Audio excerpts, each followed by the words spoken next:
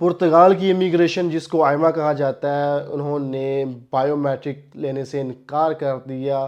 Article 92 बच्चों वाला case था कि सेकेंडरी स्कूल के अंदर जब आप बच्चों को एडमिशन करवा के उस बेस पे टीआरसी अप्लाई करते हैं बच्चों की और पेरेंट्स की, तो भाई आइमा ने मना कर दिया, इमिग्रेशन ने मना कर दिया, बायोमेट्रिक नहीं लिए। क्या रीज़न थी, कौन से डॉक्यूमेंट्स मिसिंग थे जिसकी वजह से इमिग्रेशन ने बायोमेट्रिक लेने से मना कर दिया? बड़ा इंपॉर्टेंट टॉपिक है। बहुत से लोग ये छोटी छोटी गलतियां कर जाते हैं, फिर टाइम और पैसा वेस्ट करते हैं।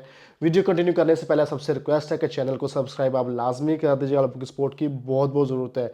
बाकी अब ये आपको कोई लीगल असिस्टेंस चाहिए तो भाई इंस्टाग्राम पे कांटेक्ट कर सकते हैं, व्हाट्सअप का नंबर आ रहा है ऑफिस का, वहाँ पे कांटेक्ट कर सकते हैं, वेबसाइट आ रही है। और भाई का दूसरा चैनल है, उनको भी सब्सक्राइब कर दिया, डिस्क्रिप्शन में लिंक डाल रहा हूँ, स्क्रीन पर नेम भी आ रहे हैं।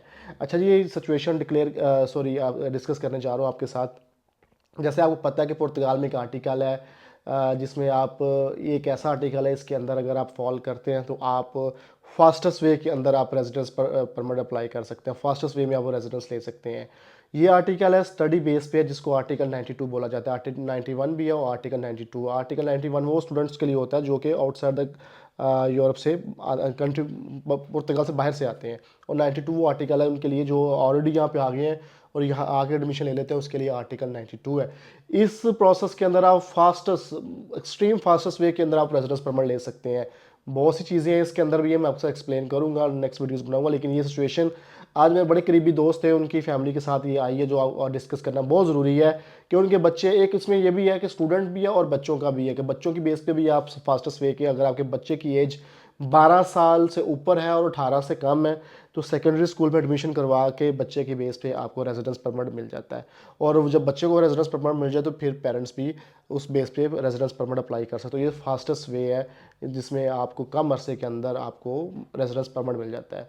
लेकिन इसमें कुछ कंडीशंस होती हैं, जैसे कि पेरेंट्स में से जब आप बायोमेट्रिक पे जाते हैं, बच्चों की बायोमेट्रिक आपको डेट मिल जाती है 92 की, तो बायोमेट्रिक पे जाते हैं तो उसमें आपके डॉक्यूमेंटेशन में एक डॉक्यूमेंट बड़ा इंपॉर्टेंट होता है। अगर आपका एक, दोनों में से एक पेरेंट यहाँ पे मौजूद नहीं है, पहली बात है दोनों का मौजूद होना यहाँ पे ज़रूरी है। फिंगर्स के टाइम अगर एक भी मिसिंग है, एक नहीं है यहाँ पे, तो वो डॉक्यूमेंट है जी एक सरकारी एफिडेविट, ठीक है, जिसे स्टाम्प कहते हैं। सरकारी एफिडेविट के ऊपर एक स्टेटमेंट चाहिए होती है अपने बच्चे और बीवी के लिए। लेट्स सपोज जैसे अब गल्फ साइड से लोग जो है अपनी बीवी और बच्चों के इधर भेज देते हैं ताकि बीवी और बच्चे जो है ना वो आर्टिकल 92 के अंदर अपना कार्ड ले लें। बाद मिसिस जो है वो फैमिली रियूनियन के ऊपर उनको बुला लेती हैं वहाँ से। तो इस तरह उनको अपनी जॉब और अपना बिजनेस भी छोड़ना नहीं पड़ता, इफेक्ट नहीं पड़ता उनको, उनके अपने जॉब और बिजनेस के ऊपर उनको कार्ड भी मिल जाता है। तो ये लोग बहुत ज़्यादा जो प्लानिंग के साथ चल रहे हैं वो ईजी वे में रेजिडेंसियाँ ले रहे हैं। तो और भी बहुत से प्रोग्राम है। खैर, तो इस सूरत में अगर आपका कोई पेरेंट यहाँ पे एक मौजूद नहीं है बच्चे का, तो उसको एफिडेविट चाहिए होता है। एफिडेविट के ऊपर लिखा होना चाहिए कि ये मेरा नाम है, ये मेरी बीवी का नाम है, पासपोर्ट नंबर, एक स्टेटमेंट जो होती है, ये मेरा बच्चा मेरी वाइफ के साथ पुर्तगाल में है, वो वहाँ पे स्टडी कर रहा है, वो टीआरसी ले सकता है, मुझे इसमें कोई एतराज़ नहीं है। यानी ये होता है। और इसको अपने पोस्टल भी करवाना है, जैसे कि आप मिनिस्ट्री ऑफ फॉरेन अफेयर्स भी टेस्ट करवाना है। अगर हम पाकिस्तानी हैं तो पाकिस्तानियों को पुर्तगीज़ एम्बेसी इस्लामाबाद से भी ज़रूरत पड़ती है अटेस्टेशन की, तो वो भी हमें करवाना ज़रूरी है।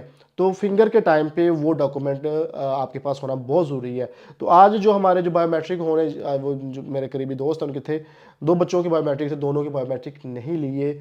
उसकी रीज़न ये है कि उन्होंने ना बताया था और किसी ने उनको मिसगाइड किया कि वो कोई डॉक्यूमेंट नहीं चाहिए, ऐसा आप ऐसे चले जाओ बायोमेट्रिक हो जाएंगे। तो वो यहाँ पे कंट्री में फादर मौजूद नहीं थे, तो जिसकी वजह से उन्होंने बायोमेट्रिक लेने से इनकार कर दिया। या तो एफिडेविट लेके आए या फादर यहाँ मौजूद हो। तो इसलिए लिहाजा जब आप कहीं जाते हैं बायोमेट्रिक के लिए, कोई ऐसा आपका है, तो आप किसी प्रोफेशनल एक्सपर्ट की राय ले लिया करें, या कोई बंदा जो जिसको प्रॉपर नॉलेज है उस चीज़ के बारे में, वो चीज़ें पूछ लिया करें। क्योंकि सम टाइम होता है कि वेबसाइट पे भी जाएंगे, वेबसाइट पे पढ़ेंगे, कुछ चीज़ें नहीं वहाँ पे मेंशन होती। जैसे कई आर्टिकल्स के अंदर पुलिस करैक्टर जो हम पीसीसी बोलते हैं उसका भी जिक्र नहीं है कि हमें चाहिए या नहीं चाहिए होता, लेकिन हमें चाहिए होता है, तो वहाँ पे नहीं लिखा होता उन आर्टिकल्स के अंदर।